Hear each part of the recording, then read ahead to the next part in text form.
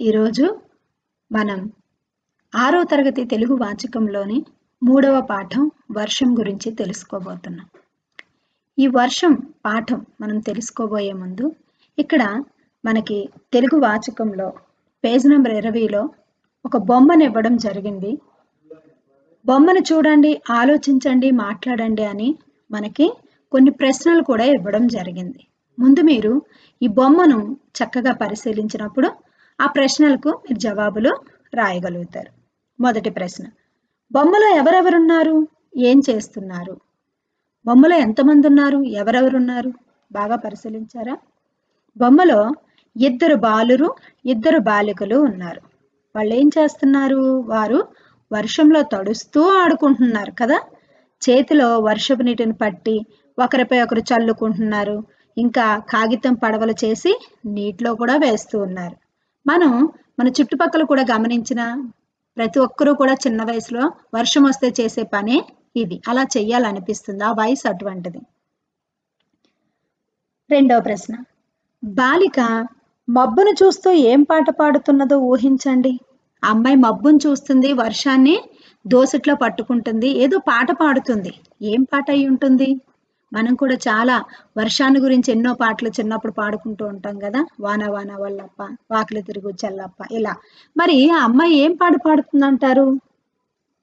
వాన వాన రావమ్మ, చెరువుల నిండగా ఉండమ్మ, రైతులు చక్కగా మురవంగా, చక్కని పంటలు పండుటకు, చిన్న పిల్లలు ఆడుటకు, కాగితపు పడవలు చేయుటకు, వాన వాన రావమ్మ, ఆనందాలు తేవమ్మ. ఇలా వర్షాన్ని పొగుడుతూ వర్షం మళ్ళీ మళ్ళీ రామ్మ అంటూ పాడుతూ ఉంటుంది. మూడవ ప్రశ్న, వాన పడుతుంటే మీరేం చేస్తారు? మీకేం చేయాలనిపిస్తుంది? వర్షం పడుతూ ఉంటే మీరైతే ఏం చేస్తారు? ఏం చెయ్యాలనిపిస్తుంది అని అడుగుతున్నారు. వాన పడుతూ ఉంటే వాన చినుకుల్లో తడవాలనిపిస్తుంది. వర్షపు నీటిలో కాగితం పడవలు చేసి వదలాలనిపిస్తుంది. వాన పడుతుంటే స్నేహితులతో ఆ వాన నీటిలో తడుస్తూ పాటలు పాడుకుంటూ ఆడుకోవాలనిపిస్తుంది కదా. పిల్లలందరికీ అలానే అనిపిస్తూ ఉంటుంది. అదొక ఆనందం. తల్లిదండ్రులు ఎంత వర్షంలో తడిస్తే జలుబు వస్తుంది, తడవద్దు అని ఎంత చెప్తూ ఉన్నా సరే పిల్లలకి వర్షంలో ఆడడం అనేది చాలా సంతోషం. కాబట్టి వర్షం వస్తే పిల్లలకు తడవాలనే అనిపిస్తుంది. ఇప్పుడు పాఠం యొక్క ఉద్దేశం. పాఠం యొక్క ఉద్దేశం అంటే ప్రతి పాఠానికి ఒక ఉద్దేశం ఉంటుంది. కవి ఏ ఉద్దేశంతో ఈ వయసు పిల్లలకి, ఈ విద్యార్థులకు ఈ పాఠాన్ని పరిచయం చేయాలనుకున్నాడు అని చెప్పేదే పాఠం యొక్క ఉద్దేశం. పొగలు సెగలు కక్కే వేసవికాలం వెళ్ళిపోయింది, అంతవరకు వేడెక్కిన భూమిని చల్లబరుస్తూ వర్షాకాలం ప్రవేశించింది. అటువంటి వర్షాకాలపు సొగసును, సామాన్యులపై ఆ వర్ష ప్రభావాన్ని తెలియచేయటం ఈ పాఠం యొక్క ఉద్దేశం. అంతవరకు ఎండలు, భరించలేనటువంటి వేడి ఎండలు, ఆ కాలం వెళ్ళిపోయింది. ఎండాకాలం వెళ్ళిపోయింది. ఇప్పుడు ఏమొచ్చింది? మనకి వర్షాకాలం వచ్చింది. చూడండి, ప్రతిరోజు వర్షం పడుతూనే ఉంటుంది. వర్షాకాలంలో మబ్బుగా ఉంటూ ఉంటుంది, ఎండ రాదు. ఎండలున్నప్పుడు ఎండ భరించలేకపోతున్నాం అంటాం. వర్షాకాలంలో ఎండ వస్తే బాగున్నాం అనుకుంటాం. మరి ప్రతి పరిస్థితి కానీ, ప్రతి కాలం కానీ, ప్రతి పరిస్థితిలోంచి కూడా, ప్రతి సన్నివేశం నుంచి కూడా మంచి ఉంటుంది, చెడు ఉంటుంది. అంటే విద్యార్థులు దానివల్ల కలిగే లాభాలేంటి, దానివల్ల కలిగే నష్టాలను కూడా ఆలోచించగలిగేటటువంటి దృక్పథాన్ని పెంచడమే ఈ పాఠం యొక్క ఉద్దేశం. వర్షాలు బాగా పడితే అందరికీ సంతోషమే, కానీ అదే వర్షాలు సామాన్య ప్రజలకి ఎలాంటి ఇబ్బందులను కలిగిస్తాయో తెలియచేయడమే ఈ పాఠం యొక్క ఉద్దేశం. ఇప్పుడు పాఠ్యభాగ వివరాలు చూద్దాం. పాఠ్యభాగ వివరాలు. ఈ పాఠం ఖండకావ్యం ప్రక్రియకు చెందినది. వస్తు వైవిధ్యం కలిగిన ఖండికలతో కూడి ఉన్న కావ్యం ఖండకావ్యం. మన సాహిత్య ప్రక్రియల్లో, తెలుగు రచన ప్రక్రియల్లో ఎన్నో రకాల ప్రక్రియలు ఉన్నాయి. ఇది ఖండకావ్యం ప్రక్రియకు చెందినది. ఖండకావ్యం అంటే ఏంటంట, వస్తు వైవిధ్యం కలిగిన ఖండికలు అంటే విభిన్నమైనటువంటి అంశాలతో, ఖండికలతో ఉన్న కావ్యాన్ని ఖండకావ్యం అంటారు. ఈ పాఠ్యభాగం డాక్టర్ పల్లా దుర్గయ్య రచించిన పాలవెల్లి అనే ఖండకావ్యం నుంచి తీసుకోబడింది. ఈయన రచించినటువంటి పాలవెల్లి అనేటటువంటి ఖండ కావ్యం రచించారు. అందులోంచి మనకి ప్రస్తుత పాఠ్యభాగం తీసుకోవడం అనేది జరిగింది. మరి ఈ అద్భుతమైన పాఠాన్ని మనకు అందించినటువంటి కవి పరిచయం మనం ఇప్పుడు తెలుసుకుందాం. ఈ పాఠాన్ని రచించినటువంటి కవి పల్లా దుర్గయ్య, డాక్టర్ పల్లా దుర్గయ్య. ఈయన వరంగల్ జిల్లా మడికొండ గ్రామంలో జన్మించారు. ఈయన కాలం 25/5 నెల 1914 సంవత్సరంలో జన్మిస్తే 19/12/1983 సంవత్సరంలో మరణించడం జరిగింది.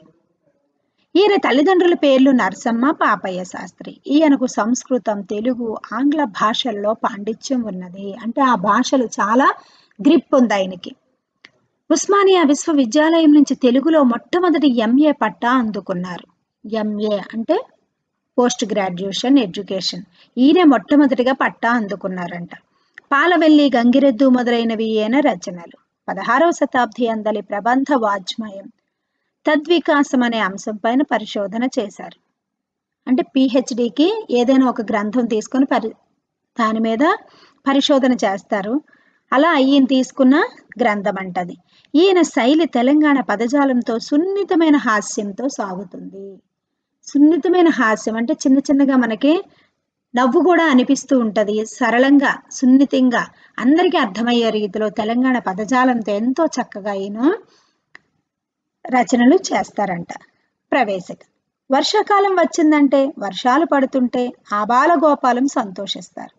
పశుపక్ష్యాదులు ఆనందపడతాయి. ప్రకృతి పులకరిస్తుంది. అందరికీ మేలు జరుగుతుంది. అయితే ఆ వర్షాలు కొంతమందికి కొన్ని ఇబ్బందులను కలిగించవచ్చు. అట్లాంటి ఇబ్బందులను కలిగించవద్దని వర్షాన్ని కోరుకుంటూ పల్లా దుర్గయ్య రాసిన పద్యాలను ఇప్పుడు చదువుదాం. వర్షాకాలం వస్తే అందరికీ సంతోషమే కదా. ఆబాల గోపాలం అంటే ఏంటి? చిన్నలు మొదలుకొని పెద్దల వరకు ప్రతి ఒక్కరికి కూడా అని అర్థం. అక్కడ ఆబాల గోపాలం అందరూ సంతోషిస్తారు. వర్షం ఎవరికి వద్దని అనుకోరు. పశువులు, పక్షులు అందరూ సంతోషిస్తారు. ప్రకృతి పులకరిస్తుంది. పులకరించడం అంటే ఏంటి? ఆనందంతో తాండవిస్తుంది. అందరికీ కూడా మేలు జరుగుతుంది. ఎలా మేలు జరుగుతుంది ఆలోచించండి. వర్షాలు పడడం వల్ల ఎంత లాభం ఉంటుంది, ఏ విధంగా లాభం ఉంటుంది మీరు ఆలోచించాలి. వర్షాలు బాగా పడితే బావులు, చెరువులు నిండితే, చెరువులు చక్కగా నిండితే పంటలు చక్కగా పండితే, పంటలు బాగా పండితే మనందరికీ ఆకలి అనేది తీరుతుంది. మన ఇంటిలో ఉన్న బావులు కూడా చక్కగా నిండుతాయి. నీటి కొరత అనేది ఉండకుండా, భూగర్భ జలాలు ఎండిపోకుండా చక్కగా నీటితో నిండుతాయి. కాబట్టి అందరికీ సంతోషమే, అందరికీ మేలు జరుగుతుంది. మరి అవే వర్షాలు కొంతమందికి బాధను కూడా కలిగిస్తాయి, కొన్ని ఇబ్బందులను కూడా కలిగిస్తాయి. అటువంటి ఇబ్బందులు కలిగించొద్దని వర్షాన్ని వేడుకుంటూ ఈ యొక్క పల్లా దుర్గయ్య పద్యాల రూపంలో మనకి ఈ పాఠాన్ని వివరించడం జరిగింది. ఇప్పుడు మొదటి పద్యాన్ని చదువుకుందాం. పద్య పఠనం చేద్దాం. మొదటిగా పద విభజన చేసేటప్పుడు ఎక్కడ విభజన జరుగుతుందో బాగా చూడండి. ఆ తర్వాత పద్యాన్ని భావయుక్తంగా పాడేటప్పుడు మీరు కూడా ఏకీభవించి పాడి నేర్చుకోవడానికి ప్రయత్నించండి. ఇప్పుడు మొదటి పద్యం. నిన్నటి దాకా లేవు కదా నింగిని పుట్టియు పుట్టకుండనే, మిన్నెగా బ్రాకినాను అనుచు మీసలు దువ్వుచు, నవ్వుచుంటివేమన్న ఇదేమి నీతి, నడుమంత రపున్ సిరికి ఉబ్బువారి గర్వోన్నతి, నిల్వు నీరై మహోదధి పాలయి పోదే మేఘమా. పద విభజన చూడండి. ఇప్పుడు పద్యాన్ని చదువుకుందాం. నిన్నటిదాకా లేవు కదా నింగిని పుట్టియు పుట్టకుండనే, మిన్నెగా బ్రాకినాననుచు మీసలు దువ్వుచు, నవ్వుచుంటివేమన్న ఇదేమి నీతి, నడుమంతరపున్ సిరుకుబ్బువారి గర్వోన్నతి, నిల్వు నీరై మహోదధి పాలైపోదే మేఘమా. చూడండి, నిన్నటిదాకా లేవు కదా నింగిని. నింగి అంటే ఆకాశం. నిన్నటిదాకా నువ్వు ఆకాశంలో లేనే లేవు. పుట్టి పుట్టకుండానే అంటే కనిపించగానే మిన్నెక బ్రాకినా ననుచు మిన్ను మిన్ను అన్నా సరే ఆకాశమే. ఇవన్నీ పర్యాయ పదాలు. నింగి, మిన్ను, మింటినంటాయి అంటూ ఉంటారు చూడండి. మిన్నెగ బ్రాకినా ననుచు మీసాలు దువ్వుచున్నావే, గర్విస్తున్నావే. మీసాలు ఎప్పుడు తిప్పుతూ ఉంటారు? గర్వానికి సూచన మీసం తిప్పడం అనేది. మనం గర్వంగా ఏదైనా సాధించినప్పుడు మీసాలు మెలివేస్తూ ఉంటారు. మీసాలు దువ్వుచున్నావు, నవ్వుచున్నావు, ఇది నీకు నీతేనా? ఇదేమి నీతి? ఇది నీకు నీతేనా? నడుమంతరపున్, నడుమంతరపున్ అంటే మధ్యలో కలిసి వచ్చినటువంటి సిరికి, సిరి అంటే డబ్బు, సంపద. ఉబ్బువారి అంటే ఏంటి? గర్వంతో నిండిపోవడం.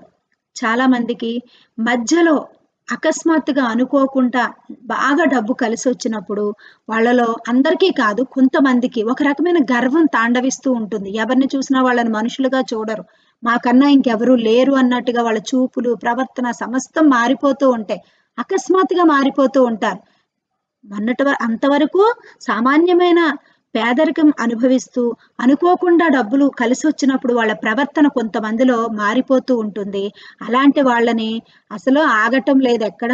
నడుమంతరపు సిరి, సిరి వస్తే ఎలానే ఉంటది అని ఎక్కువగా చెప్పుకుంటూ ఉండడం మనం వింటూ ఉంటాం. అంటే మధ్యలో నడుమంతరపు సిరికి మధ్యలో కలిసి వచ్చినటువంటి డబ్బుకి ఉబ్బువారి, గర్వంతో నిండిపోయినటువంటి వారి గర్వోన్నతి. అలాంటి వారి గర్వం, గర్వ ప్లస్ ఉన్నతి, గర్వోన్నతి సంధి కార్యం కూడా ఇక్కడ మీరు గమనించాలి. నిల్వు నీరై, నిల్వునా నీరై, నిలువునా నీరై మహోదధి పాలైపోదే మేఘమా.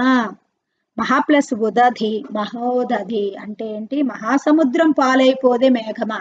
నువ్వు ఇప్పటికిప్పుడే ఆకాశంలో నువ్వు కనిపించి ఒకేసారి ఇంత పెద్ద కుంభవర్షాన్ని కురిపిస్తున్నావు. ఈ నీళ్ళంతా మళ్ళీ ఎక్కడికి? మహాసముద్రంలో కలిసిపోతాయి కదా. అంటే నీ గర్వం అంతా అలానే సముద్రంలో కలిసిపోతుంది. నీకెందుకు ఇంత గర్వం? పుట్టకుండానే నిన్నటిదాకా లేవు కదా నింగిని, పుట్టకుండానే మిన్నెగ బ్రాకినా ననుచు మీసలు దువ్వుచు నవ్వుచుంటివేమన్న ఇదేమి నీతి.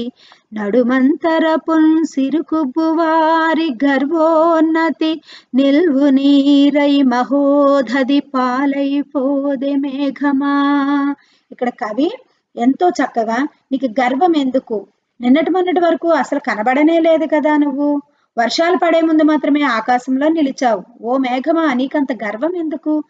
నడమంత్రపు సిరిగల వారికి సంపద ఎంత అశాశ్వతమైనదో నీవు గర్జించి కురిపించిన వర్షపు నీరు కూడా అంతే అశాశ్వతమైనది. ఎందుకంటే ఆ నీరు చివరికి సముద్రం పాలైపోతుంది కనుక మొదటిగా నువ్వు గర్వాన్ని తగ్గించుకో.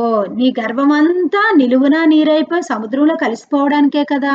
అలాగే నడుమంతరపున సిరికి మధ్యలో కలిసి వచ్చిన డబ్బు మధ్యలోనే అంతమైపోతుంది అని ఇక్కడ కవి పోల్చడం జరిగింది. రెండో పద్యం. చిటపట చినుకులు రాలెను, పటపట వడగండ్లు పుడమిపై బడే ధారల్, పుటపుటనై కుండలతో నటునిటు దొరలించినట్టులై కనుపట్టెన్. చిటపటమని చినుకులు పడుతూ ఉన్నాయి. అలా మొదలైన వాన పటపటమని వడగండ్లు భూమి మీదకు రాల్చే స్థాయికి చేరుకుంది. వర్షం ఎప్పుడు ఎంత పెద్ద కుంభవర్షమైనా సరే చిన్న చినుకుతోనే ప్రారంభం అవుతుంది కదా. చిట్టపడ్డమని చినుకులు మొదట్లో నువ్వు ప్రారంభమయ్యాయి. ఆ చినుకులు ఏ విధానం తారాస్థాయికి ఎలా చేరాయి? పటపటమని వడగాళ్ళు. వడగండ్లు అంటే మీకు తెలుసు చూడండి, రాళ్ళులాగా పడుతూ ఉంటాయి. మంచు గడ్డలు పడుతూ ఉంటాయి. పెద్ద పెద్ద రాళ్ళులా టపటపమని పడుతూ ఉంటాయి. మన మీద పడితే చాలా నొప్పి వస్తుంది. ఈ చిటపటమని రాలే ఈ చినుకులు పటపట వడగండ్లు పొడమిపై పడే. పొడమి అంటే కూడా భూమి. అవని, భూమి, ధరణి ఇవన్నీ పర్యాయ పదాలు. ధారల్ పుటపుటనై కుండలతో, ఆ వడగండ్లతో కూడిన వర్షం ఎలా మారిందంట? మళ్ళీ పెద్ద పెద్ద ధారలు. ఆ ధారలేంటి? ఒక కొండ పట్టుకొని పైనుంచి ధారలుగా పోస్తుంటే ఎంత వెడల్పుగా ధారలు వస్తాయో అంత ధారలాగా మారిపోయిందంట. నటునిటు దొరలించినట్టులై కనుపట్టెన్ అంటే కొండలతో నీళ్లు పోస్తూ అటు ఇటు దొర్లిస్తూ ఉంటే ఆ ధారలు ఎలా పడతాయో అలా వర్షం కుంభవర్షంలా మారిపోయింది. ఇక్కడ చూడండి, చిటపట పటపట పుటపుట, నటునిటు. ఇవి వినడానికి ఎంత చక్కగా ఉన్నాయో చూడండి. ఇవి చిటపట, పటపట. ఈ పదాలు వినడానికి చాలా అందంగా అనిపిస్తూ ఉన్నాయి చూడండి. తర్వాత నేలపై మోపిన కాలు చురుక్కని బొబ్బలెక్కడిది నమ్ములు గతించే నించుక యశ్రద్ధ నుంచిన పాదమ్ము జరుకు జరుక్కని జారదొడగే పగలు రాత్రి అనక ప్రభుపాలితులనక ప్రజలందరును ఛత్రపతులయైరి నెరియలు వారిన నేలనంతట నద్దములు దాపినట్లు నీడలు కనబడే పులకరించి భూసతి రామచిలుకయ్యే హోంకరించి ఆబోతులు రంకెవేసే నాగలిని పట్టి కృషికుడు నడుముగట్టెన్ ఆశలు పొంగి పారే వర్షాగమమునా. ఇక్కడ మనం చూస్తే నేలపై మోపున కాలు చురుక్కని బొబ్బలెక్కడిది నమ్ములు గతించే అంటే అంతవరకు ఏముంది, మనకి వర్షాకాలం ఉంది, చెప్పులు లేకుండా మనం నేల మీద కాలు పెడితే అబ్బా కాలుతుంది అని అనే రోజులు పోయే, దినమ్ములు గతించే ఆ రోజులు గడిచిపోయే. ఇంచుక అశ్రద్ధ నుంచిన పాదమ్ము జరుకు జరుక్కని జారదొడగే. ఇంచుక అంటే కొంచెం మనం అశ్రద్ధగా ఉన్నాము అంటే ఆ నీళ్లు కానీ లేదంటే ఆ బురద దగ్గర కానీ కాలు జారే ప్రమాదం ఉంది. జరుకు జరుకని జారదొడగే పగలు రాత్రి అనక ప్రభుపాలితులు అనక ప్రజలందరూ ఛత్రపతులే అయిరి. పగలు లేదు, రాత్రి లేదు, వర్షాలు పడుతూ ఉండడం వల్ల పేదలు లేరు, ధనికులు లేరు, ప్రతి ఒక్కరూ గొడుగులు పట్టుకొని, ఛత్రము అంటే గొడుగు, ఛత్రపతులు ఎంత చక్కగా వర్ణించాడో చూడండి. అంటే గొడుగులు అందరూ గొడుగులు పట్టుకొని అందరూ ఛత్రపతులు అయిపోయారు. నెరియలు వారిన నేలనంతటా నద్దములు దాపినట్లు నీడలు కనబడే. అద్దములు తాపినట్లు అంటే అతికించినట్లు. అంతవరకు బీటలు బారిపోయి ఎండిపోయినటువంటి భూమి ఇప్పుడు ఎలా కనిపిస్తుంది, అద్దాలు తీసుకుని వచ్చి అక్కడ అతికించారా అన్నట్లు ఆ నీళ్లలో మనకి మన నీడ మనకు కనిపిస్తూ చూడండి, నీళ్లలో అద్దంలా కనిపిస్తూ ఉంటది. అది ఎంత చక్కగా వివరించారు కవి. ఇక్కడ పులకరించి భూసతి రామచిలుక అయ్యే. భూసతి అంటే భూమంతా రామచిలుకలాగా పచ్చగా అందంగా కనిపిస్తుంది. హూంకరించి ఆబోతులు రంకె వేసే. ఆబోతులు కూడా హూంకరించి అంటే హూ అనే శబ్దం చేస్తూ అవి హుమ్ అని ధ్వని చేస్తూ ఎగురుతూ ఉంటాయి ఆబోతులు. వర్షం పడగానే వాటికి కూడా చాలా సంతోషం, రంకెలు వేస్తూ ఉన్నాయి. నాగలిని పట్టి కృషికుడు నడుము గట్టెన్. కృషికుడు, హాలికుడు, రైతు పర్యాయ పదాలు. వర్షం పడగానే తొలకరి చినుకుల కోసం రైతు ఎదురు చూస్తూ ఉంటారు సంతోషంగా. ఎప్పుడు వాన పడుతుందా, ఎప్పుడు భూమిని దున్ని నేను పంటలు పండిస్తానా అని తొలకరి వర్షం కొరకు ఎదురు చూస్తున్న రైతు వర్షం ఎప్పుడైతే పడిందో నాగలను పట్టుకొని సిద్ధమైపోతాడు. ఆశలు పొంగి పారే వర్షాగమమున. వర్ష ప్లస్ ఆగమము, వర్షాగమమున. ఆశలు ఉప్పొంగుతూ ఉంటాయి. ఆశలు ఉప్పొంగు సంతోషం పెరిగిపోద్ది, అందరికీ ఇష్టమే. వర్షం ఆగమం అంటే వర్షం పడినప్పటికీ అందరికీ సంతోషం. 4వ పద్యం. ఉన్నత సౌధ గోపురపు టుయ్యల మంచములందు తిన్నగా కన్నులు మూసి గుర్రుమని గాఢ సుషుప్తిని మున్గియుండు సంపన్నుల మీదికిన్ జనగ వాటము కామిని వానదేవుడా చిన్నని చొప్ప కప్పు గుడిసెల్ వడికూలగ దాడి చేతువా. చూడండి, ఉన్నత సౌధ గోపురపు టుయ్యల మంచములందు తిన్నగా కన్నులు మూసి గుర్రుమని గాఢ సుషుప్తిని మున్గియుండు అంటే మునిగియున్న సంపన్నుల మీదికిన్ జనగా వాటము కామిని వానదేవుడా చిన్నని చొప్ప కప్పు గుడిసెల్ వడికూలగ దాడి చేతువా. ఇది పువ్వు గుర్తున్న పద్యం, స్టార్ గుర్తుంది. ఇది ఖచ్చితంగా మీరు పద్యం రాయడం రావాలి, భావం కూడా రాయడం నేర్చుకోవాలి. చూడండి, ఉన్నత సౌధ, సౌధములు అంటే ఏంటి, పెద్ద పెద్ద మేడలు. ఉన్నతమైన సౌధం అంటే ఏంటి, ఉన్నతమైన సౌధములు అంటే పెద్ద మేడలు. అటువంటి మేడల్లో గోపురపు టుయ్యల మంచములందు ఎత్తైన మేడల మీద ఉయ్యాల మంచాలలో గురకలు పెడుతూ గాఢ నిద్రలో ఉన్నటువంటి ధనవంతుల మీదకి పోవడం మానేసి వీలు కాదని పేదవాళ్ళు పాపం జొన్న చొప్పతో, చొప్ప అంటే గడ్డి, జొన్న చేను కోసిన తర్వాత వచ్చినటువంటి ఆ గడ్డితో కప్పులు వేసుకున్న గుడిసెలు, అంటే గుడిసెల్లా వేసుకొని పైన గోపురంలాగా కొప్పుల్లా పెట్టి కడుతూ ఉంటారు. అటువంటి గుడిసెలు గభాలను కూలిపోయేటట్లుగా దాడి చేస్తావా ఓ వానదేవుడా, వద్దు అట్లా చేయకు అని కవి ఎంతో చక్కగా ఇక్కడ వానదేవుణ్ణి బ్రతిమలాడుకుంటూ ఉన్నాడు. ఎత్తైన మేడల్లో అంటే ధనవంతులకి ఏమీ అవదు. పెద్ద పెద్ద బంగళాల్లో ఉన్న వాళ్ళకి ఎంత పెద్ద వర్షం వచ్చినా వాళ్ళు దేనికి భయపడరు, ఎందుకంటే ఆ ఇల్లు కూలిపోదు. మంచి పిల్లర్స్ వేసి మంచి ప్లాన్ తో కడతారు. అదే రోడ్డు పక్కన కానీ లేదు అంటే చిన్న చిన్న గుడిసెలు వేసుకున్న వాళ్ళకి కానీ కొంచెం పెద్దగా గాలి వచ్చినా వాళ్ళకి భయమే.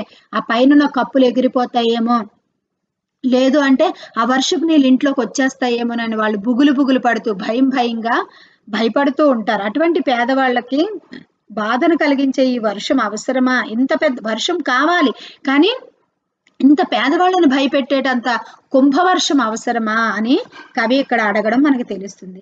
ఈ యొక్క 5వ పద్యం కూడా పువ్వు గుర్తున్న పద్యమే.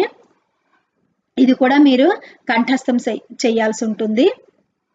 పద్యం భావం కూడా కంఠస్థం చేయాలి.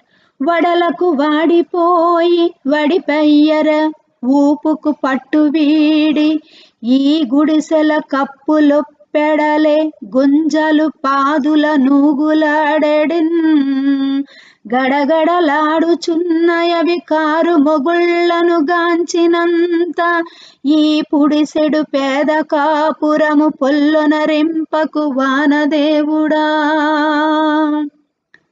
వడలకు వాడిపోయి వడి పయ్యర ఊపుకు పట్టువీడి ఈ గుడిసెల కప్పులు ఒప్పెడలే గుంజలు పాదుల ఊగులాడెడిన్ గడగడలాడుచున్నయి అవి కారు మొగుళ్లను కాంచినంత ఈ పుడిసెడు పేద కాపురము పొల్లొనరింపకు వానదేవుడా. వడలకు వాడిపోయి వడిపయ్యర యూపుకు పట్టు వీడి ఈ గుడిసెల కప్పులొప్పెడలే గుంజలు పాదుల నూగులాడెడిన్ గడగడలాడుచున్నయవి కారు మొగుళ్లను కాంచినంత ఈ పుడిసెడు పేద కాపురము పొల్లొనరింపకు వానదేవుడా. చూడండి, గడగడలాడుతూ ఉన్నాయి గుడిసెల కప్పులు, ఎండలకు వాడిపోయి వేగంగా వీచే గాలులకు పట్టు తప్పిపోయాయి. వాటి గుంజలు ఊగులాడుతూ ఉన్నాయి. నల్లని మబ్బులను చూడగానే అవి భయంతో గడగడలాడిపోతున్నాయి. ఓ వానదేవుడా, ఈ పేద సంసారాన్ని నాశనం చెయ్యకయ్యా, వాళ్ళు భయపడిపోతూ ఉన్నారు. ఆ యొక్క రాటలు, గుంజలంటే ఆ రాటలు ఇవన్నీ ఊగిపోతూ ఉన్నాయి. ఆ కప్పులు ఎగిరిపోతున్నాయి గాలికి. ఆ చొప్ప కప్పుతో వేసుకున్నవన్నీ ఎగిరిపోతూ ఉన్నాయి. వాళ్ళు భయపడిపోతున్నారు. ఆ పేద కాపురాన్ని, పేద సంసారాన్ని, వాళ్ళని భయపెట్టేటటువంటి గాలి వర్షం పంపించకయ్యా అని అడుగుతున్నాడు. 6వ పద్యం. గపగప చొచ్చి వచ్చు చలిగాలికి కప్పులు లేని దీపముల్ రెపరెపలాడిపోయే చలరేగిన చీకటిలో శరీరముల్ రిపులకు నప్ప చెప్పిన దరిద్రులు నిద్రలు పోయినారు ఈ విపుడే సవారి చేసి ఎలయింపకు వారిని వానదేవుడా. గపగప, చూడండి ఇవి రైమింగ్ ఎంత బాగా అనిపిస్తున్నాయో. జంట పదాలు అంటారు. గప గప జంట పదాలు, వచ్చిన పదమే మళ్ళీ పక్కన రావడం. గపగప చొచ్చి వచ్చు, చలిగాలికి కప్పులు లేని దీపములు రెపరెపలు ఆడిపోయే చలరేగిన చీకటిలో శరీరముల్ రిపులకు నచ్చ చెప్పిన దరిద్రులు నిద్రలు పోయినారు ఈ నీవిప్పుడే సవారి చేసి ఎలయింపకు వారిని వానదేవుడా. నువ్వు వాళ్ళు పాపం వాళ్ళ శరీరాలను, రిపులు అంటే శత్రువులకు అప్పచెప్పేసి వాళ్ళు హాయిగా నిద్రపోతూ ఉన్నారు. రిపులు అంటే శత్రువులు అంటే ఎవరు? ఆ చీకట్లో ఆ యొక్క గుడిసెల్లోకి ప్రాకే పురుగులు గాని, లేదు అంటే దోమలు, తేళ్లు, పాములు, ఇలాంటివన్నీ రిపులు అంటే శత్రువులు. వాటికి వాళ్ళ శరీరాలు అప్పగించేసి వాళ్ళు గాఢ నిద్రలో ఉన్నారు. పైకప్పులు సరిగ్గా లేని గుడిసెల్లోనికి హఠాత్తుగా గాలి చొరబడగానే వాళ్ళ ఇంట్లో ఉన్న దీపాలన్నీ రెపరెపలాడి ఆరిపోయాయి. పేదల ఆ చీకట్లోనే శత్రువులకు శరీరాలు అప్పగించి పడుకున్నారు. ఓ వానదేవుడా, ఇక నీవు కూడా ప్రతాపాన్ని చూపించి వారిని బాధ పెట్టకయ్యా. వాళ్ళు మనకు ఒక్క నిమిషం ఫ్యాన్ ఆగిపోతేనే మనం నిద్రపోం, ఉబ్బరిస్తుందని చెప్తూ ఉంటాం. మరి ఆ గుడిసెల్లో ఉన్న వాళ్ళకి ఆ చిన్న చిన్న దీపాలు పెట్టుకొని బిక్కు బిక్కుమని ఆ యొక్క మట్టిలోంచి వచ్చేటటువంటి పురుగులు, దోమలు, ఆ ఈ పాములు ఇలాంటివన్నిటికీ వారు భయపడకుండా ఏదైతే అదే రేపటిని గూర్చి వాళ్ళకి చింత ఉండదు.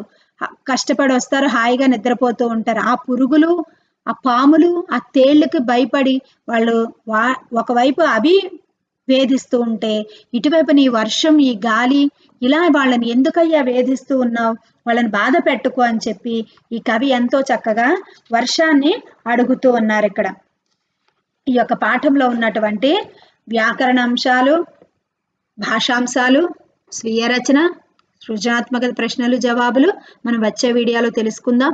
దీన్ని బట్టి పాఠం అంతా వినగానే మీకు ఏమర్థమైంది? వర్షం మంచిదే, వర్షం వస్తే అందరికీ సంతోషమే, ఆబాల గోపాలం సంతోషిస్తారు.